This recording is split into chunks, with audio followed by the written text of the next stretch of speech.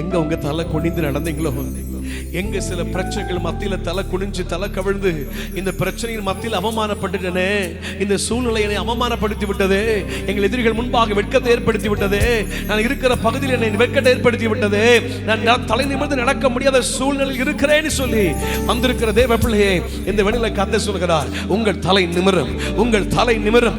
எந்த இடத்தில் தலை கவிழ்ந்ததோ, எந்த இடத்தில் தலை கவிழ்ந்து வெட்கத்தோடு நடந்தாயோ, எந்த இடத்தில் தலை நிமிர முடியாமல் கூனி குறுகி நடந்தாயோ, அதே இடத்தில் உன் தலையை நிமிர பண்ணி உனக்காக ஒரு பந்தி ஆயத்தப்படுத்தி உன் தலையை எண்ணெயால் அபிஷேகம் பண்ணுகிறவர்.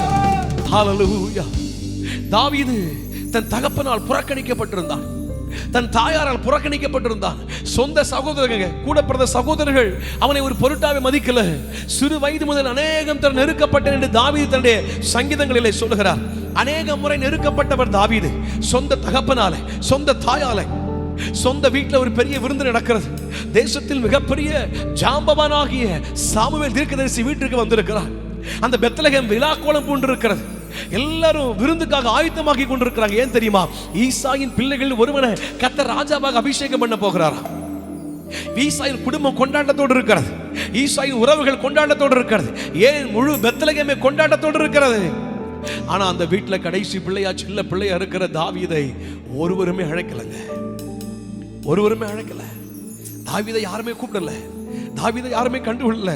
ஐயா, உங்க வீட்டுல நல்ல ஒரு ஃபங்க்ஷன் நடக்கும்போது நீங்க உங்க வீட்டுல உள்ள எல்லா பிள்ளைகளை கூப்பிட மாட்டீங்களா? எல்லா பிள்ளைகளை கூப்பிடுவீங்க தானே. இவன் கடைசி பிள்ளை, செல்லமா இருக்க வேண்டியவன். ஆனா இவனை யாருமே கூப்பிடல, யாருமே கண்டுக்கல, யாருமே கண்டுக்கல.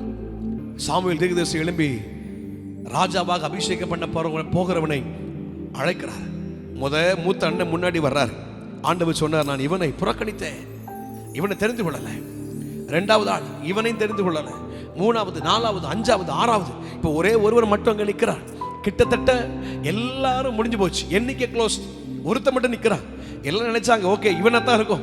ஏன் சாமுவேலே நினைச்சிருக்கலாம் இவனைத்தான் இருக்கும். ஆனா ஆண்டவர் சொன்னார், இவனையும் புறக்கணித்தேன், இவனையும் புறக்கணித்தேன். ஆச்சரியம். அப்பதான் சாமுவேல் கேட்கிறேப்பா, உன் பிள்ளைகள் இவ்வளவுதானா அல்லது வேறு யாராவது இருக்கிறாங்களா? அப்பதான் நம்மால் சொல்றார், ஒருத்தர் இருக்கிறான், அவன் ஆடு மேய்க்கிறான். பிள்ளைகள் இருக்கிறானா இல்லையான்னு கேட்டா சொல்ல வேண்டியது என்ன பதில் தெரியுமா? இருக்கிறான் இல்ல. ஆனா தகப்பன் சொன்ன பதில் என்ன தெரியுமா? இருக்கிறான், ஆனா அவன் ஆடு மேய்க்கிறான். அப்படி அர்த்தம் என்ன தெரியுமா? இருக்கிறான், இவங்கள மாதிரி ராஜாவாகிறதுக்குரிய தகுதி அவனுக்கு கிடையாது. ஒருத்தர் இருக்கிறான், ஆனா அவன் ராஜா பதவிக்கு லாய்க்கு இல்ல. ஒருத்தர் இருக்கிறான், ஆனா ராஜாவாக தகுதி இல்லாதவன். ஒருத்தர் இருக்கிறான், ஆனா அரியணை ஏற தகுதியற்றவன். ஒருத்தர் இருக்கிறான், யுத்தத்தில் பழக்கம் இல்லாதவன். ஒருத்தர் இருக்கிறான், திடகாத்திரமான உடம்பு இல்லாதவன். ஒருத்தர் இருக்கிறான், அவன் இந்த பதவிக்கு கொஞ்சம் கூட சரியில்லாதவன். சாமுவேல் சொல்றார், அப்படியா? அந்த தாவீது இங்க வர்ற வரைக்கும் நான் விருந்துல கைய வைக்க மாட்டேன். தாவீது அழைப்பிக்கப்படுகிறார். எல்லாம் போய் தாவீதை காட்டுல எப்படி தேடி கண்டுபிடிச்சாங்க தெரியல, கண்டுபிடிச்சு கொண்டு வராங்க.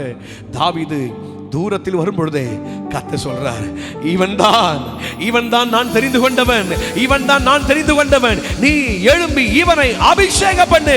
ஐயா, எந்த பெத்லகேமில தாவீது புறக்கணிக்கப்பட்டானோ, எந்த பெத்லகேமில தாவீது தள்ளப்பட்டானோ, எந்த பெத்லகேமில தாய் தகப்பன் ஒரு பொருட்டா எண்ணவில்லையோ, எந்த பெத்லகேமில ஊரார் ஒதுக்கினாங்களோ, எந்த பெத்லகேமில தாவீதை ஒரு பொருட்டாக யாரும் எண்ணவில்லையோ, அதே பெத்லகேமில அதே ஜனங்கள் கண்கள் காண இதோ சாமுவேல் தீர்க்கதரிசி தைல கொம்பை எடுத்து தாவீதின் தலையிலே அந்த தைலத்தை ஊற்றி அவனை ராஜாவாக அபிஷேகம் பண்ணினார். ஹல்லேலூயா. அப்பதான் தாவீது பாடுகிறார், என் சத்துருக்கள் முன்பாக நீர் எனக்கு ஒரு பந்தி ஆயத்தப்படுத்தி. எப்படி நீர் எனக்கு ஒரு பந்தி ஆயத்தப்படுத்தி. ஐயா, ஆக்சுவலி எல்லா சகோதரர்கள் நினைச்சாங்க இந்த பந்தி எனக்காக ஆயத்தம் பண்ணப்பட்டது. ஏன்னா நான் தான் ராஜாவாக போறேன், நான் தான் ராஜாவாக போறேன். 7 பேருக்குள்ள கனவு இருந்தது, 7 பேருக்குள்ள திராணி இருந்தது, 7 பேருக்கு தகுதி இருந்தது. அவன் சொன்னா இந்த பந்தி எனக்காகத்தான், இந்த பந்தி எனக்காகத்தான், இது எனக்கான பந்தி. ஆனா ஒருத்தர் எழும்பி சொல்றான், என் சத்துருக்களுக்கு முன்பாக நீர் எனக்கு ஒரு பந்தி ஆயத்தப்படுத்தி என் தலையை எண்ணெயால் அபிஷேகம் பண்ணி என் பாத்திரத்தை நிரம்பி வழிய செய்கிறேன். ஹல்லேலூயா. புறக்கணிக்கப்பட்ட அதே பெத்லகேமிலே தாவீதின் தலையை உயர்த்தி அவனை ராஜாவாய் தேவன் தெரிந்து கொண்டார் என்று புறக்கணிக்கப்பட்ட உறவுகள் முன்பு, புறக்கணித்த தாய் தகப்பன் முன்பு ஒதுக்கி வைத்திருந்த அதே இடத்துல கர்த்தர் தாவீதை உயர்த்தி அழகு பார்த்தது உண்மைதான். நீங்க இருக்க இடத்துல உங்க தலை மேல கை வைங்க பார்க்கலாம். உங்க தலை மேல கை வச்சு சொல்லுங்க, ஆண்டவரே, நாங்க தலை குனிஞ்சு நடந்த அதே இடத்துல, நாங்க அவமானப்பட்டு நின்று அதே இடத்துல, நாங்கள் கூனி குறுகி நின்று அதே இடத்துல, நாங்கள் வெட்கப்பட்டு நின்று அதே இடத்துல, எங்கள் தலைகள் கவிழ்ந்து நடந்த அதே இடத்துல, எல்லாராலும் புறக்கணிக்கப்பட்டு நின்று அதே இடத்துல நீர் எங்கள் தலையை உயர்த்துவதற்கு வல்லவராய் இருக்கிறீரே, எங்கள் தலையை உயர்த்துவதற்கு வல்லவராய் இருக்கிறீரே. இப்பொழுது அற்புதங்கள் நடக்கிறது. பிரதர் சிஸ்டர், கர்த்தர் உங்கள் தலையை உயர்த்துகிறார், உங்கள் தலை நிமிர பண்ணுகிறார். எங்கே குனிந்ததோ, எங்கே அவமானப்பட்டீர்களோ, எங்கே கைவிடப்பட்டீர்களோ, எங்கே வேதனைப்பட்டீர்களோ, எங்கே உங்கள் உள்ளம் உடைக்கப்பட்டதோ, எங்க நீங்க அவமானப்பட்டு தெருவில் தலை குனிஞ்சு நடந்தீங்களோ, எங்க 4 பேருக்கு முன்னால முகத்தை காட்ட முடியாம தலை குனிஞ்சு நின்றீங்களோ, எந்த உறவுகள் முன்பதாக முகத்தை காண்பிக்க முடியாமல் தலை குனிஞ்சு நின்றீர்களோ, ஆண்டவர் சொல்றார், அவர்கள் கண்களுக்கு முன்பாக நான் உன் தலையை உயர்த்துகிறேன், நான் உன் தலையை உயர்த்துகிறேன், நான் உன் தலையை உயர்த்துகிறேன். அற்புதங்கள் நடக்கிறது.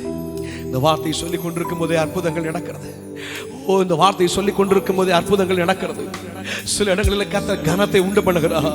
நீ அவமானப்பட்ட இடத்துல உனக்கு கனத்தை உண்டு பண்ணுகிறார். நீ தூக்கி எறியப்பட்ட இடத்துல உனக்கு மதிப்பை உண்டு பண்ணுகிறார். நீ புறக்கணித்து எறியப்பட்ட இடத்துல கர்த்தர் உனக்கு மதிப்பை உண்டு பண்ணுகிறார். நீ தள்ளப்பட்ட இடத்துல கர்த்தர் உனக்கு மதிப்பை உண்டு பண்ணுகிறார். நீ புறக்கணிக்கப்பட்ட அதே ஸ்தானத்தில் சிஸ்டர், பிரதர், கர்த்தர் உங்க தலையை உயர்த்துறாருங்க.